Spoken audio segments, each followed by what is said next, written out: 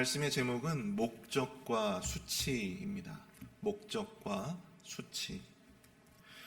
오늘 본문은 애굽을 향한 심판과 회복의 메시지를 담고 있습니다.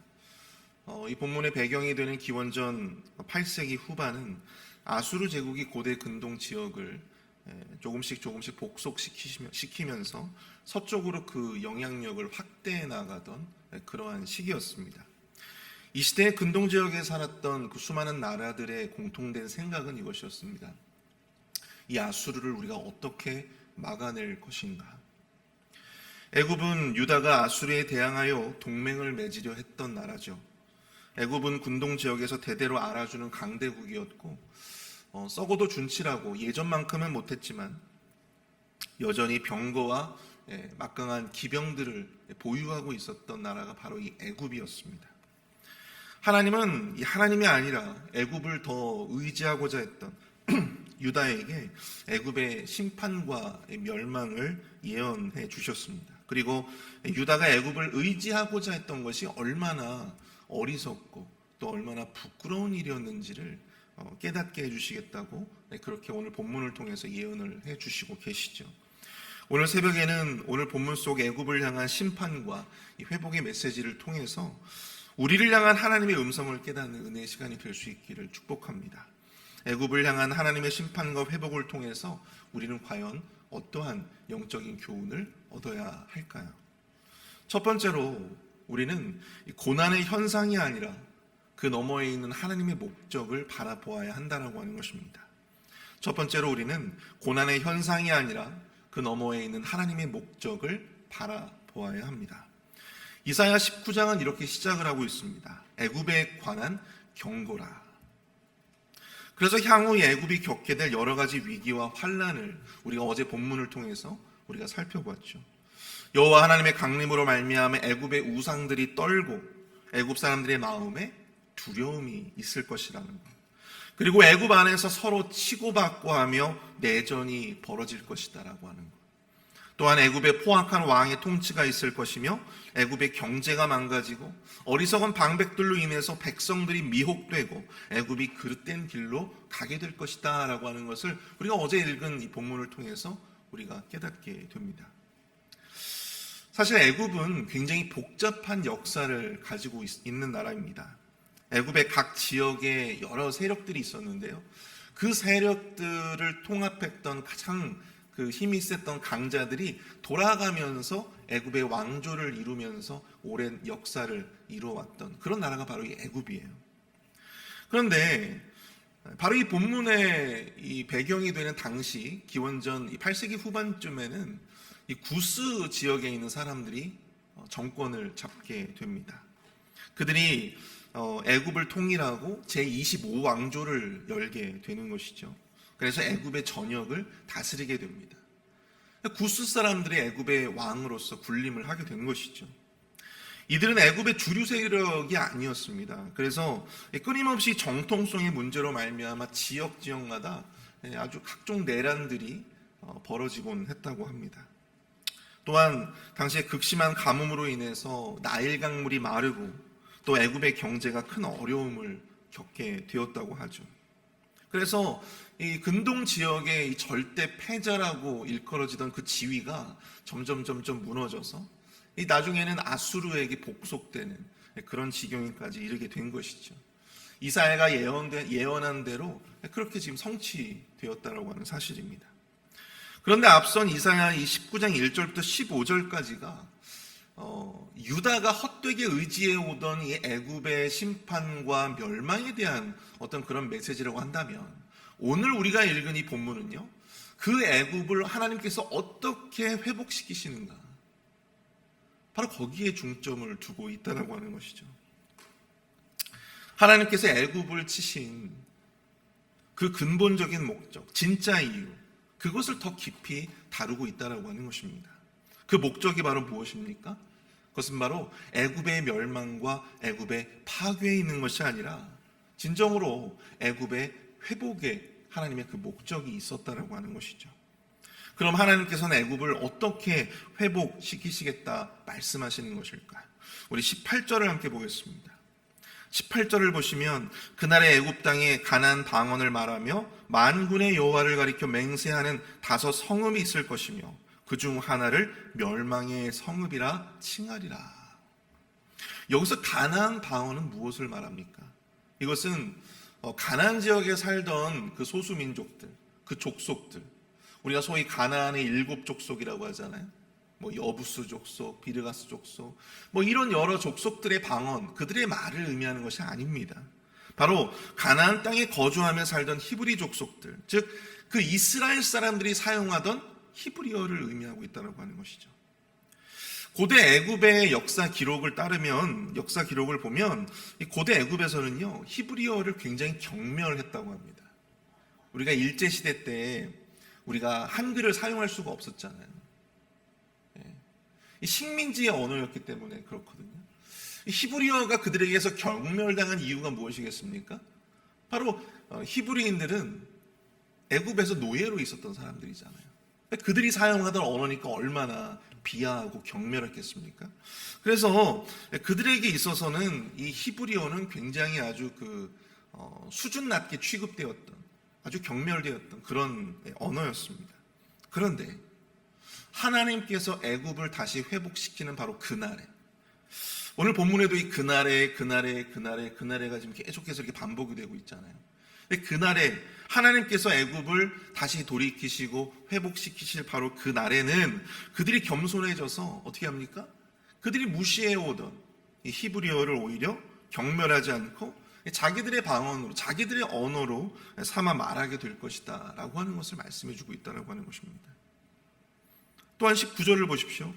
그 나라의 애굽 땅 중앙에는 여호와를 위하여 제단이 있겠고 그 변경에는 여호와를 위하여 기둥이 있을 것이며, 또한 이 애굽의 회복의 날에 그날이 되면 애굽인들은 하나님을 위해서 제사 드리는 제단을 만들고 애굽의 변경, 그러니까 이 국경선에는 뭐가 있다고 하는 거예요? 여호와를 위한 기둥을 세울 것이다.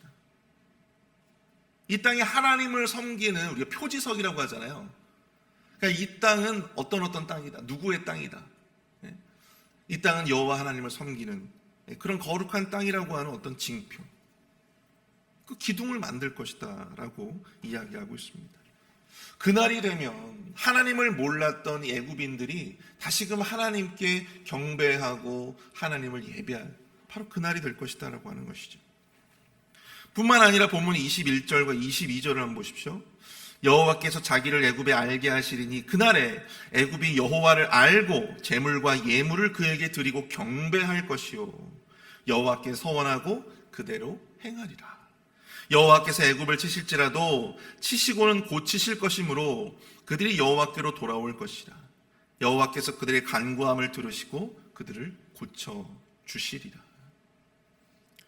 애굽은 여호와를 알고 또 여호와 하나님께 제물과 예물을 바치고 경배를 드리게 될 것이다. 하나님께 서원한 대로 행할 것이다 말씀하고 있습니다. 비록 하나님께서는 애굽을 치셔서 그들을 심판하시겠지만 그들은 다시 여호와께로 돌아오고 하나님은 그들의 간구를 들으시고 오늘 본문에 나온 것처럼 그들을 구원할 구원자를 보내주시고 그들을 고쳐주시겠다고 말씀하세요. 이것이 바로 하나님께서 애굽을 향한 그 심판의 궁극적인 목적이 될 것이다라고 하는 것입니다. 애굽의 멸망과 파괴가 아니라 애굽의 회복에 있다라고 하는 것이죠.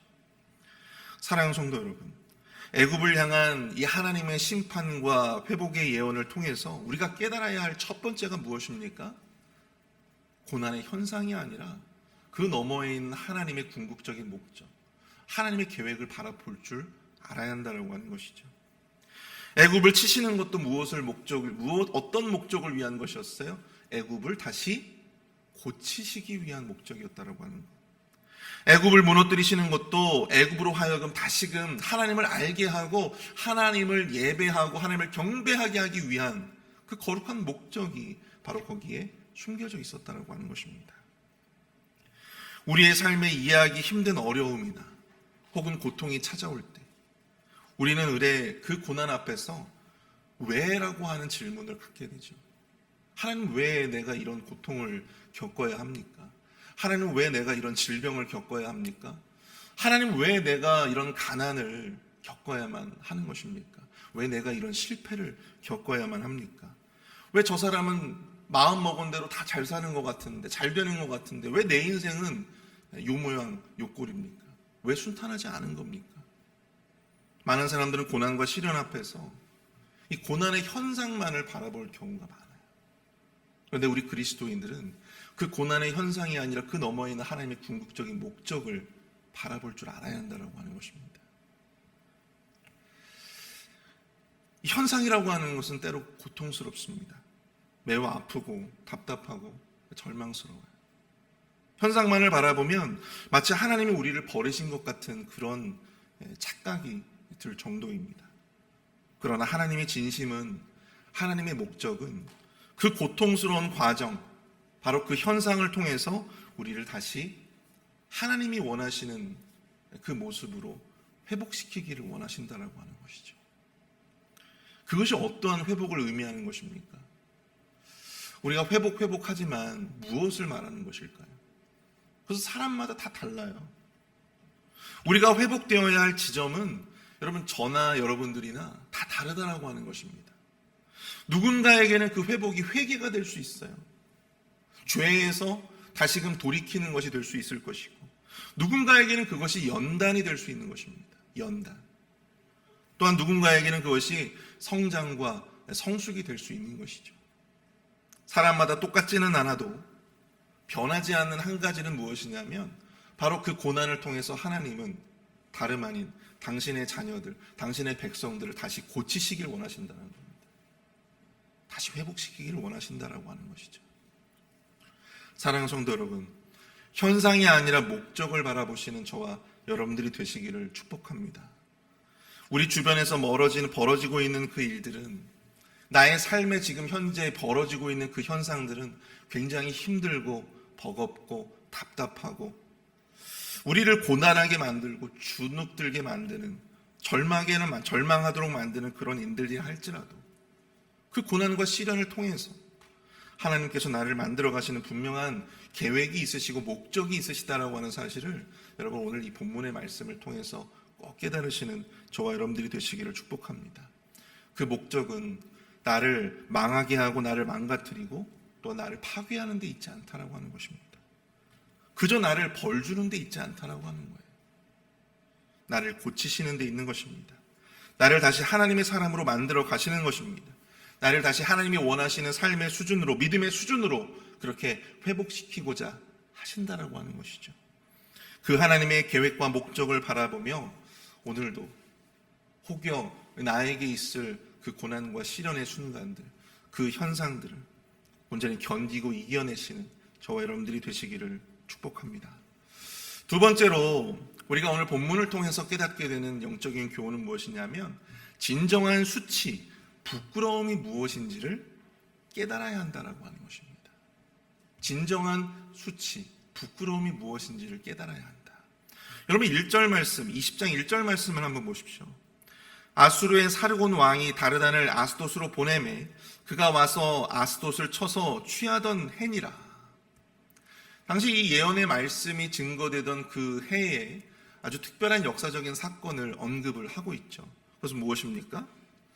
아수르의 사르곤 왕이 아스돗이라고 하는 도시를 친 사건이에요. 여러분 아스돗 많이 들어보셨죠? 아스돗. 이 아스돗이라고 하는 도시는요, 이 블레셋이 자랑하던 5개의 성읍 중 하나입니다. 그래서 이 아스돗은 블레셋을 의미하는 곳이에요. 이 블레셋의 아스돗이 아수르에 대항해서 반란을 일으키게 됩니다. 그런데 그 아스돗의 뒤에는 누가 있었냐? 바로 이 애굽이 있었다라고 하는 것이죠.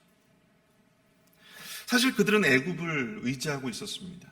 애굽을 의지하고 이 아수르에 대항하고자 했다라고 하는 것이죠. 그런데 너무나도 무기력하게 그 믿음은 물거품이 되어버리고 맙니다. 아수르의 이 다르단이라고 하는 장군에게 함락을 당하게 되는 것이죠. 아주 처절한 피해 보복을 당하게 되었습니다. 이것이 바로 기원전 711년의 이야기예요. 이때 하나님께서는 이사야에게 굉장히 괴이한 행동을 요구하시게 됩니다. 벗은 몸과 벗은 발로 무려 몇 년을 지내게 하신 거예요? 3년을 지내게 하셨다. 3년 동안. 3년 동안 벗은 몸과 벗은 발로 그렇게 지내게 하셨어요. 이것을 우리가 이제 사인 액트라고 하거든요. 선지자가 말이 아니라 몸으로써, 행동으로써 하나님의 메시지를 증거하는 거예요. 이게 사인 액트라고 합니다. 4절을 보십시오.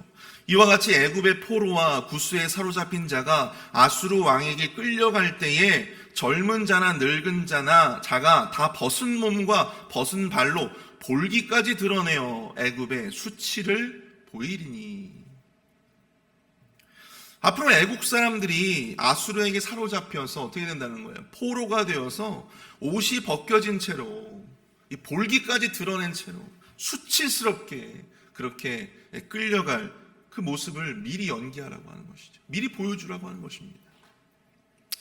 여러분, 고대 사회에서 이 옷이라고 하는 것은 단순히 우리 어떤 몸을 가리고 보호하는 것 이상의 어떤 그런 의미를, 미닝을 담고 있었습니다.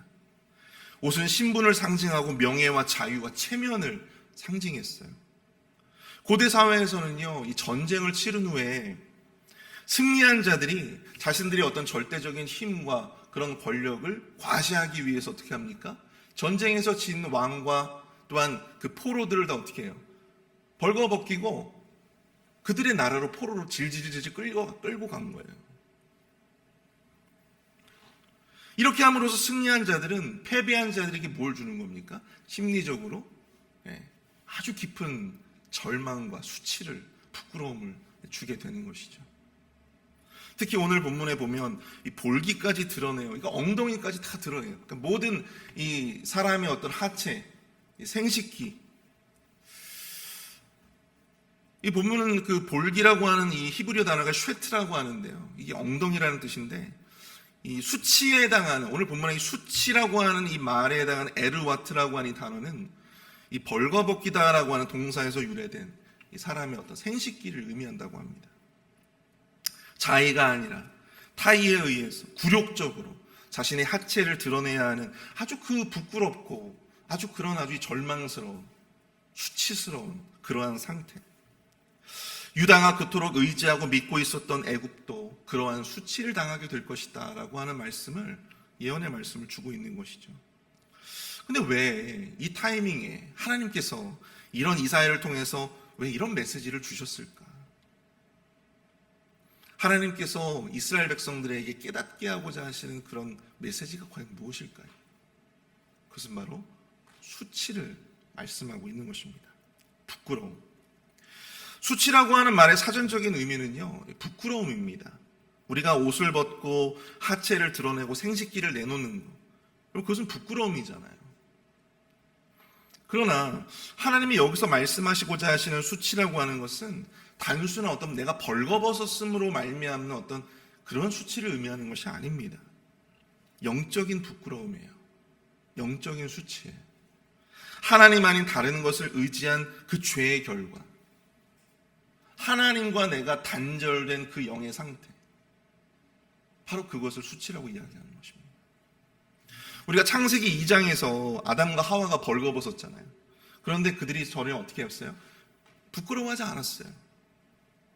그러나 그들이 선악과를 먹은 다음에 어떻게 되었습니까? 그들의 눈이 밝아지고 자신들이 지금 서로 벗고 있었음을 그때 비로소 인식하게 되었다고 하는 것이죠. 부끄럽게 된 것입니다. 부끄러움의 본질은요, 여러분들, 단순히 그냥 옷이 없는 그런 상태, 내가 벌거벗었음, 그것을 의미하는 것이 아닙니다. 부끄러움의 본질은 바로 무엇에서 기인되냐면 바로 죄에서 기인된다라고 하는 사실이에요. 죄로 말미암아 영적으로 하나님과 내가 단절되어 있는 상태. 그게 여러분들, 우리 그리스도인들의, 우리 하나님의 백성들의 부끄러움, 수치라고 하는 사실입니다. 하나님이 애굽의 수치를 통해서 유다를 부끄럽게 하시는 이유가 무엇입니까? 그것은 그들이 하나님을 떠나 애굽을 더욱더 의지했던 바로 그것. 바로 그것이 얼마나 그것이 그들에게 어리석은 일이었고 얼마나 그것이 그들 스스로가 수치스럽게 여기고 부끄럽게 여겨야 하는 것인지를 깨닫게 하시고자 하셨던 것이죠.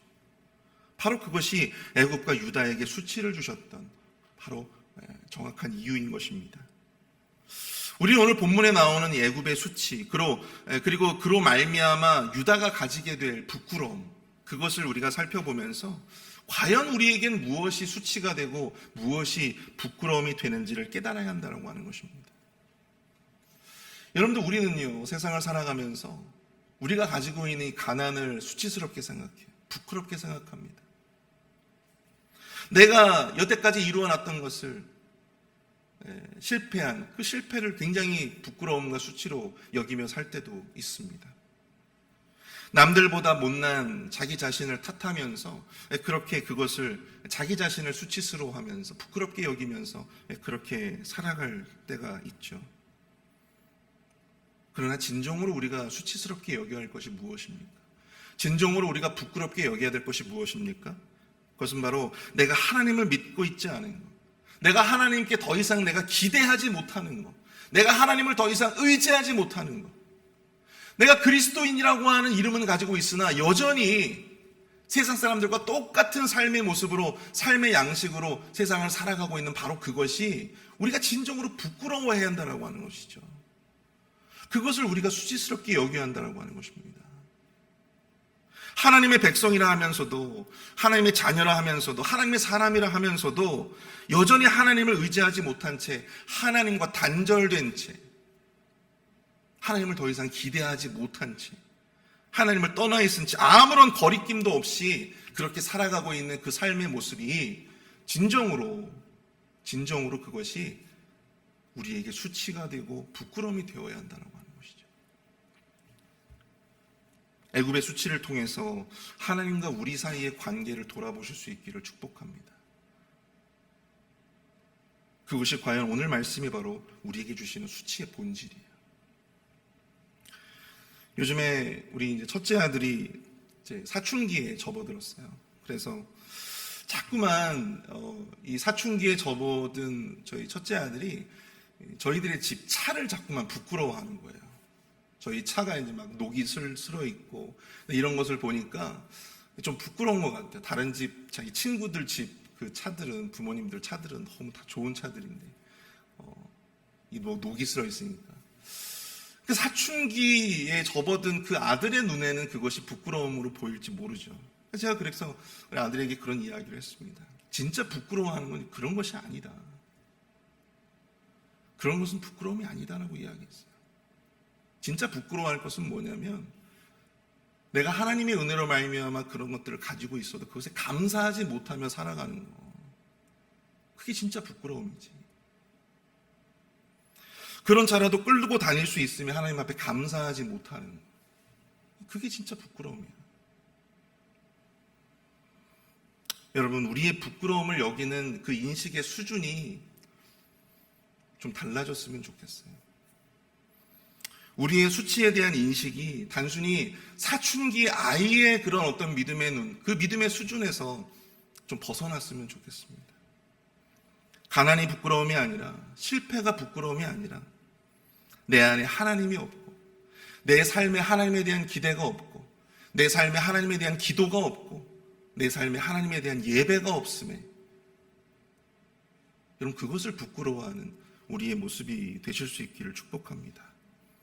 내 안에 하나님을 더욱더 의지하고자 하는 그러한 신뢰와 믿음이 없음에 부끄러워하며 언제나 하나님 앞에 동행가며 더욱더 하나님을 의지하며 나아가실 수 있는 저와 여러분들이 되실 수 있기를 축복합니다. 바로 그 굳은 믿음을 세워가시는 저와 여러분들이 되시기를 축복합니다. 우리 시간 말씀을 생각하면서 우리 좀 함께 기도했으면 좋겠습니다. 애굽을 향한 심판과 회복의 메시지를 통해서 우리가 고난의 현상만이 아니라 그 너머에 있는 이 회복이라고 하는 하나님의 궁극적인 계획과 목적을 바라보게 해 주시옵소서. 애굽의 수치를 통해서 우리 믿음의 백성들이 진정으로 부끄럽게 여겨야 할 본질이 죄, 하나님과의 단절에 있음을 깨닫고 우리의 믿음이 더욱더 성장하고 성숙할 수 있도록 인도하여 달라고 이 시간 함께 합심하여 기도하며 나아가도록 하겠습니다.